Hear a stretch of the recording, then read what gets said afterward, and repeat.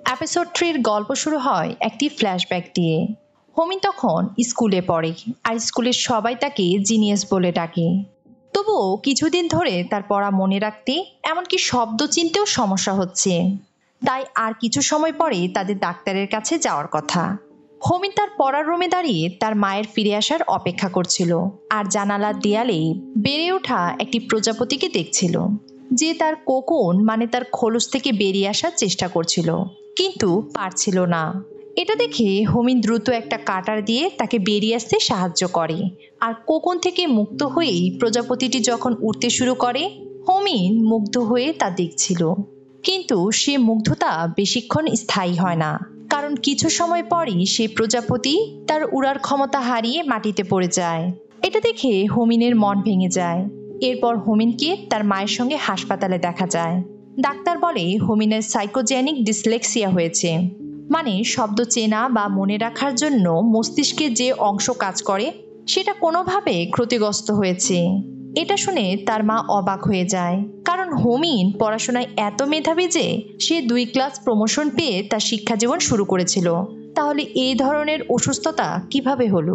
Doctor বলে অতিরিক্ত চাপ বা সবসময় ভালো করার একটা মানসিক টেনশনের কারণেও হতে পারে।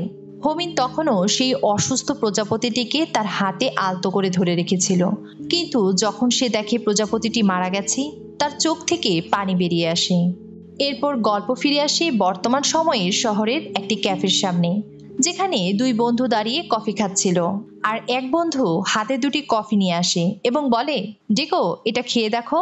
ডেকো বলে, এটাই তো আমি খাচ্ছি। বন্ধু বলে, এটা স্পেশাল, একবার খেয়ে দেখো। ডেকো একটু খেয়ে বলে, আরে এটা তো সত্যি অসাধারণ। তখন বন্ধু বলে, এটা সাধারণ কফি নয়, আইরিশ কফি, আমি প্রায়ই খাই।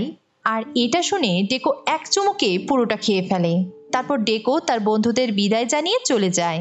ডেকো চলে যাওয়ার পর তৃতীয় বন্ধু তাকে জিজ্ঞেস করে, এই আইরিশ কফি আবার কি? তখন অপর বন্ধু বলে, একবার তার মেয়ে তাকে এই কফি খাইয়েছিল, তখন সে শুনেছিল সাধারণ কফিতে ওরা হুইস্কি মিশিয়ে নাকি আইরিশ কফি তৈরি করে। আজ তাই পরীক্ষা করলাম।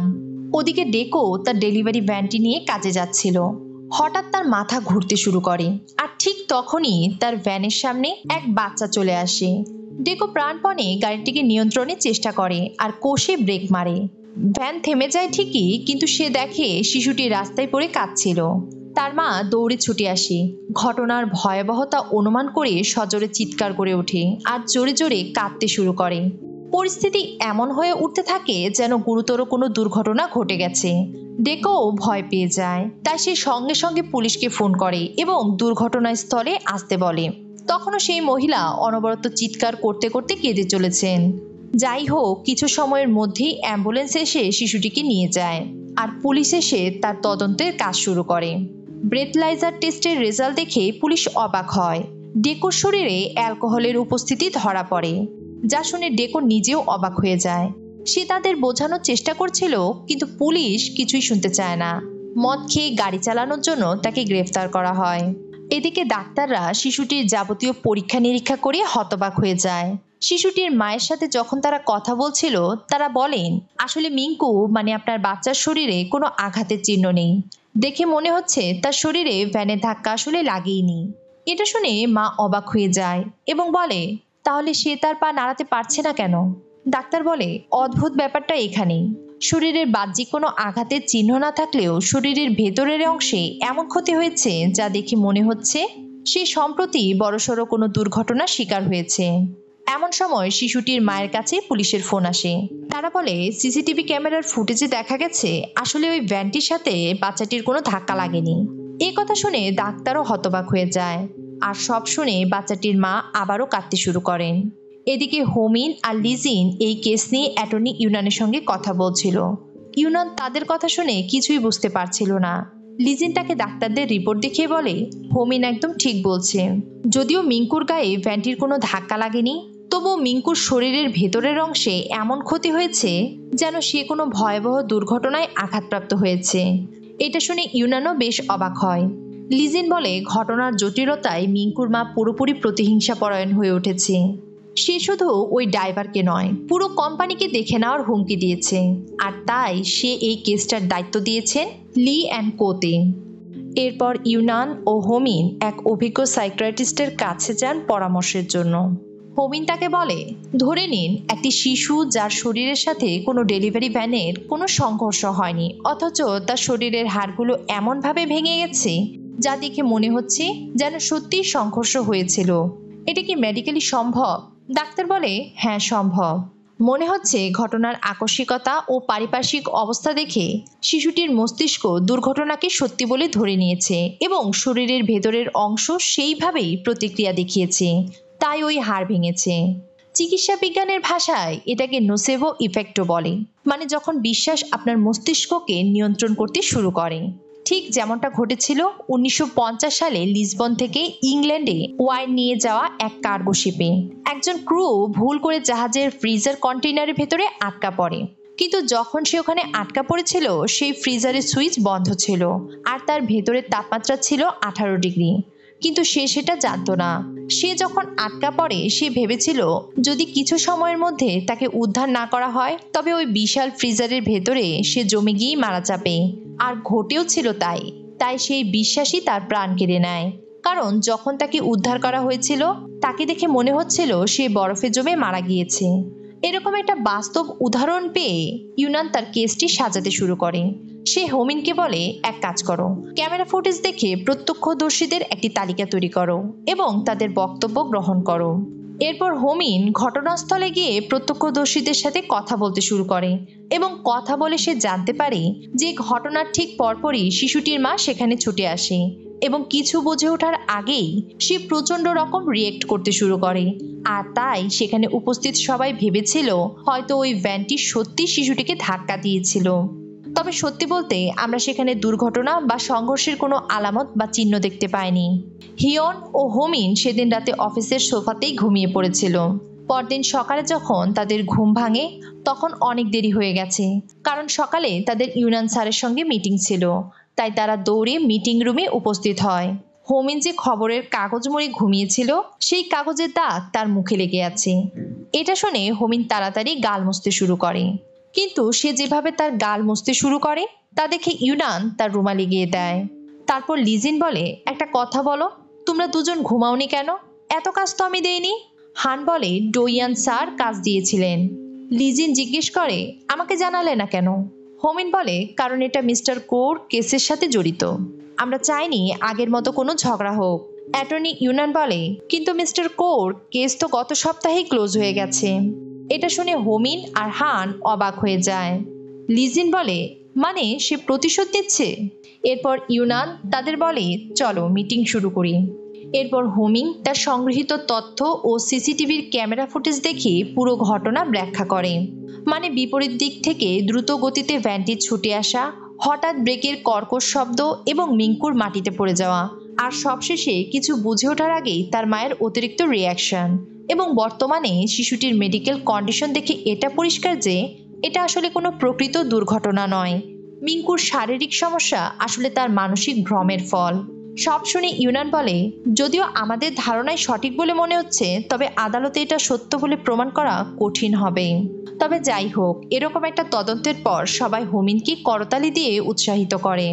ওদিকে মিটিং শেষে হোমিন যখন ওয়াশরুমে গিয়ে তার মুখ ধুচ্ছিল তখন সে বারবার ইউনানের রুমালটির গন্ধ শুকে দেখছিল। আর ঠিক তখনই তার কাছে ইউনানের ফোন আসে। সে তাকে তার চেম্বারে আসতে বলে। এদিকে ইউনান নিজের চেম্বারে বসে কোম্পানির সিইও মিস্টার চিয়নের সাথে সেদিনের মিটিংয়ের কথা মনে করছিল। চিয়ন তাকে কোম্পানির ম্যানেজিং পার্টনারের পদ অফার করেছিলেন, কারণ তিনি ভেবেছিলেন এখন তার বয়স হয়েছে আর তাই সিইও পদ থেকে অবসর নিয়ে শুধু অ্যাডভাইজার হয়েই থাকতে চান। কিন্তু ইউনান কিছুক্ষণ নিশ্চুপ থেকে বলে, আমি কোনো ডুবে যাওয়া জাহাজের ক্যাপ্টেন হতে চাই না। মিস্টার চিয়ন অবাক হয়ে বলে, তুমি এসব কি বলছো? আমাদের ল ফার্মের রেভিনিউ গত বছরের তুলনায় এবার অনেক বেশি। ইউনান তাকে আবারও শান্ত গলায় বলে, এটা প্রদীপ নিভে যাওয়ার আগে শেষবারের মতো জ্বলে ওঠার লক্ষণ। আপনার কোম্পানিতে কোনো ডিপার্টমেন্ট নতুন ক্লায়েন্ট তৈরি করার মতো কাজ করছে না। আর আমি যদি কোম্পানির বর্তমান ক্লায়েন্টদের কথা বলি তবে তা হলো 3টা বড় বড় কোম্পানি আর আপনার নেটওয়ার্ক। ফলে বয়সের কারণে আপনি যেরকম অবসরের কথা ভাবছেন ঠিক তেমনি আপনার নেটওয়ার্কে থাকা সব বড় বড় কোম্পানির সিইওরা অল্প কিছুদিনের মধ্যেই অবসরে যাবেন। আর এই কোম্পানি অল্প কিছুদিনের মধ্যেই ক্লায়েন্ট শূন্য হয়ে পড়বে। তাই আপনাকে যদি কিছু করতে হয় তবে সমস্ত ডিপার্টমেন্ট থেকে অকেজো এবং অকর্মণ্য লোক যারা এই কোম্পানির ক্ষতি করছে তাদের বিরুদ্ধে ব্যবস্থা নিতে হবে। এদিকে দেখা যায় ডোয়ান রেগে গিয়ে হোমিনের সাথে কথা বলছে। তুমি বলো আমি তোমাকে কি কাজ দিয়েছিলাম? হট্টগোল শুনে লিজেন সেখানে ছুটে আসে আর বলে, তুমি এখানে কি করছো? তখন হোমিন বলে, তিনি আমাকে এমন একটা আর্টিকেল ড্রাফট করতে বলেছিলেন যা ইউলিমের জন্য যথেষ্ট গুরুত্বপূর্ণ এবং আমার মনে হয়েছে সেটা আমার মতো নিউলি রিক্রুট পার্সনের নয়, তার নিজের যথেষ্ট দায়িত্ব নিয়ে করা উচিত। আমি তাই বলছিলাম। তিনি এর আগেও গতরাতে আমাকে ও সিয়নকে যথেষ্ট খাটিয়েছে, তাই আমাদেরকে অফিসেই থাকতে হয়েছিল। এই কথা শুনে লিজিন বুঝতে পারছিল না সে কি বলবে। এদিকে ইউনান বাইরে দাঁড়িয়ে সব শুনছিল। তখন ইউনান এসে পরিস্থিতি সামলে নেয় আর সে হোমিনকে বলে, লি অ্যান্ড সিওতে আমাদের মিটিং ঠিক 2:30-এ, আমাদের বেরোনো উচিত। এরপরই হোমিন সেখান থেকে বেরিয়ে যায়। গাড়িতে হোমিন ইউনান স্যারকে জিজ্ঞেস করে, লিজিন স্যার কি আমাদের সাথে আসছেন না? ইউনান বলে, এই কেসটা আমরা দুজনেই হ্যান্ডেল করব। তারা যথাসময়ে লি অ্যান্ড সিওর অফিসে পৌঁছে যায়। সেখানে গিয়ে জানা যায় তাদেরকে ভুল তথ্য দেওয়া হয়েছিল। আসলে মিটিং 2টায় শুরু হয়ে গিয়েছিল। মিটিং রুমের ঘটনায় বোঝা যায় এটি অ্যাটর্নি হানের দুষ্ট পরিকল্পনা। সে আসামিদের ভয় দেখানোর জন্যই নেগোসিয়েশন মিটিংটি আগে শুরু করেছিল। সে ডেকোকে বলে, ঘটনার আগে তুমি একটানা 14 ঘন্টা কাজ করেছো আর এরপর মদ খেয়ে মাতাল অবস্থায় গাড়ি চালিয়ে এই দুর্ঘটনা ঘটিয়েছো।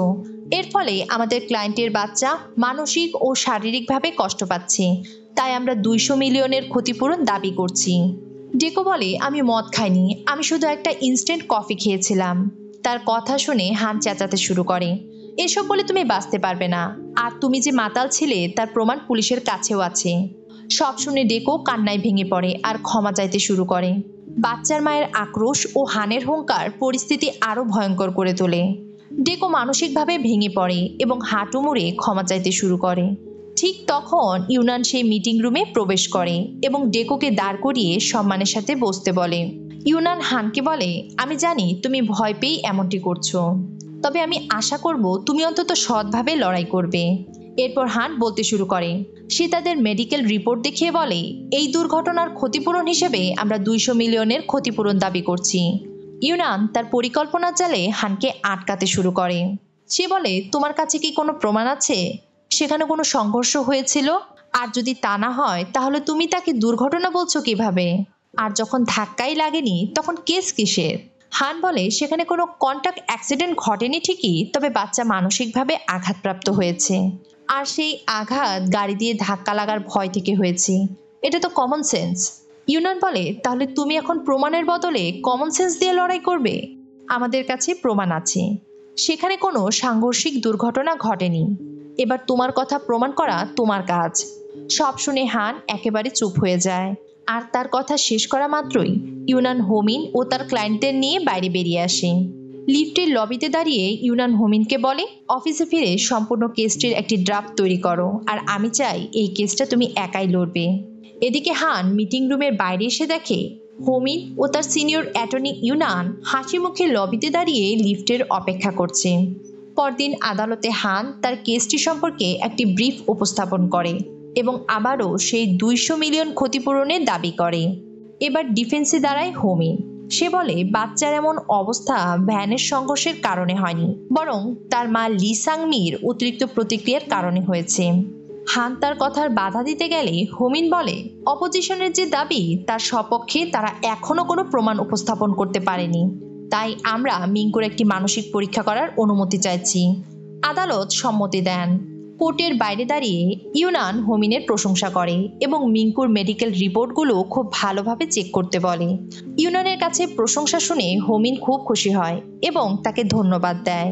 এদিকে হোমিন মিঙ্কুর ব্যাপারে আরো ভালোভাবে জানতে তার মেডিকেল হিস্ট্রি চেক করতে হাসপাতালে যায় এবং আরো গুরুতর কিছু বিষয় জানতে পারে। সে অনেক আগে থেকে বেশ কিছু মানসিক রোগে ভুগছে। অল্প সময়ের মধ্যেই রিপোর্ট চলে আসে, যা তাদের পক্ষে যায়। এরপর তারা তাদের পরবর্তী পরিকল্পনা সাজায়। তারা বুঝতে পারছিল যেহেতু এটা আইনি লড়াই, তাই আমরা বাচ্চাটির ডাক্তারদের কাছ থেকে কোনো হেল্প পাবো না। আমাদের অন্য কোনো ডাক্তারের সাহায্য নিতে হবে। তবে একটা বিষয়ে ইউনান ও হোমিন একমত হতে পারছিল না, তাই কেসটি এবার ইউনান নিজেই চালিয়ে নেওয়ার পরিকল্পনা করে। এদিকে রাতে বাড়ি ফেরার পথে হান হোমিনের সাথে দেখা করে আর বলে সে তার ভুল স্বীকার করতে এসেছে। সে বলে, আসলে তোমার বোনের কথা শুনে আমি ভয় পেয়ে গিয়েছিলাম। আমি আমাদের সম্পর্কটা আবারও ঠিক করতে চাই, কিন্তু হোমিন তাকে সেই সুযোগ দেয় না। কেসটির শুরুর দিকে ইউনান ও হোমিন যে অভিজ্ঞ সাইকিয়াট্রিস্টের কাছে পরামর্শের জন্য গিয়েছিল তারা তার সাহায্য নেন। আদালতে ডাক্তারকে মিঙ্কুর ব্যাপারে প্রশ্ন করা হয় এবং তিনি বলেন, সমস্ত রিপোর্ট দেখে মনে হচ্ছে মিঙ্কুর আইকিউ একেবারে কম এবং কোনো কারণে তার মায়ের সাথে তার অতিরিক্ত মানসিক সংযুক্তি তৈরি হয়েছে, ফলে সে নিজে কোনো সিদ্ধান্ত নিতে পারে না এবং তার মা তাকে যাই বলে সে তাই গভীরভাবে বিশ্বাস করে। ইউনান সেই ঘটনার ভিডিওটি আদালতে দেখায় এবং তার কথা সাপেক্ষে যুক্তি প্রদান করে। ইউনানের পরবর্তী প্রশ্নগুলো বাচ্চাটির মায়ের মানসিক অবস্থা সবার সামনে তুলে ধরে। সেখানে জানা যায় ছেলেটির বাবা একজন ডাক্তার, তিনি বাইরে থাকেন আর বাচ্চাটির মা তার চাকরি ছেড়ে দিয়েছেন। বন্ধু বান্ধব আত্মীয় স্বজন কারো সাথে তার তেমন কোনো যোগাযোগ নেই। ডাক্তারের কথায় আরও জানা যায় অন্য মা ও বাচ্চাদের সাথে মিলিয়েও তাদের পরীক্ষা করে দেখেছে, যা তার সমবয়সী অন্য বাচ্চাদের থেকে একেবারে আলাদা। মানে তার মা বাচ্চাটির ব্যাপারে অতিরিক্ত যত্নশীল হয়ে তাকে নিজের উপর নির্ভরশীল করে ফেলেছে। এত কিছুর পরও ইউনান সেই মহিলার সন্তান লালন পালনের প্রক্রিয়াকেই ভুল প্রমাণিত করার চেষ্টা করে, যা শুনে সে ক্ষিপ্ত হয়ে ওঠে এবং অঝরে কাঁদতে শুরু করে। তারা কেসটি জিতে যায়, কিন্তু আদালতে একজন মায়ের এমন অবস্থা হোমিনকে আবেগপ্রবণ করে তোলে। বাইরে এসে হোমিন ইউনানকে বলে, আমরা তো ডাক্তারদের কথাতেই জিতে গিয়েছিলাম, তবুও ওই মহিলাকে এত কষ্ট দিলেন কেন? ইউনান বলে, এটা না হলে সে কোনোদিনও তার ভুল বুঝতে পারতো না এবং সবসময় ভাবতো সে একজন ভালো মা। কিন্তু মানুষ আসলে নিজের স্বার্থে শয়তানও হতে পারে। যেমন কিছু নারী মা হতে চায় না, আবার কিছু নারী মা হয়েও তার যোগ্য নয়। তারপর ফ্ল্যাশব্যাকে দেখা যায় যে সময়টাতে হোমিন ডিসলেক্সিয়ায় ভুগছিল, সে সময় একদিন বন্ধুদের সাথে ঘোরার সময় জিওনের বাবার সাথে তাদের দেখা হয়। জানা যায় কোম্পানিতে কাজ করার সময় তিনি এক দুর্ঘটনার শিকার হয়েছিল, কিন্তু বস তাকে কোনো ভর্তুকি দেননি। তাই হোমিন ভুয়া আইনজীবী সেজে কোম্পানিতে গিয়ে বসকে চেপে ধরে আর বসও ভয় পেয়ে জরিমানা দিয়ে দেয়। সেই থেকে হোমিনের আইনজীবী হওয়ার পথ শুরু। এরপর গল্প ফিরে আসে বর্তমান সময়ে। হোমিনের কাছে ইউনানের ফোন আসে। তারা একসাথে অনেক রাত পর্যন্ত কাজ করছিল। ব্রেক টাইমে ইউনান যখন নিজের কফি বানিয়ে খাচ্ছিল, তখন হোমিন তার কফির প্রশংসা করে তার জন্য বানিয়ে দেওয়ার অনুরোধ করে। কফি খেতে খেতে হোমিন নিজের অতীত, তার মা, চমচপন আর ডিসলেক্সিয়া রোগের কথা জানায়। কথাগুলো শুনতে শুনতে ইউনানও নিজের অতীতে হারিয়ে যায়। সেদিন অফিস থেকে বাসায় ফেরার পথে ময়লার ঝুড়িতে একটি টেস্ট কিট দেখতে পায়। রেজাল্ট পজিটিভ দেখে সে বেশ খুশি হয়েছিল, কিন্তু যখন সেই খুশির খবরটি তার স্ত্রীকে জিজ্ঞেস করে, সে জানায় পজিটিভ জানতে পেরে সে অ্যাবর্শন করিয়েছে, কারণ বিয়ের আগেই তারা ঠিক করেছিল তারা কোনো সন্তান নেবে না। কিন্তু আজ তার স্ত্রীর মুখে এমন কথা শুনে ইউনান খুব ভেঙে পড়ে। অনেকক্ষণ নির্বাক থাকার পর সে বলে, আমাদের মস্তিষ্ক অনেক কিছু বোঝে, কিন্তু আমাদের মন তা মানতে চায় না। বাসায় ফেরার পথে মনে পড়ল সেই মানুষটার হাসি, যার হাত ধরেই ইউনান ভেবেছিল এই পৃথিবীর সব পথ তারা একসাথে পাড়ি দেবে। সেই সুন্দর চিন্তা আর সেই মুহূর্তগুলো এখন কেবলই স্মৃতি। আর এখানেই তৃতীয় এপিসোডটি শেষ হয়ে যায়।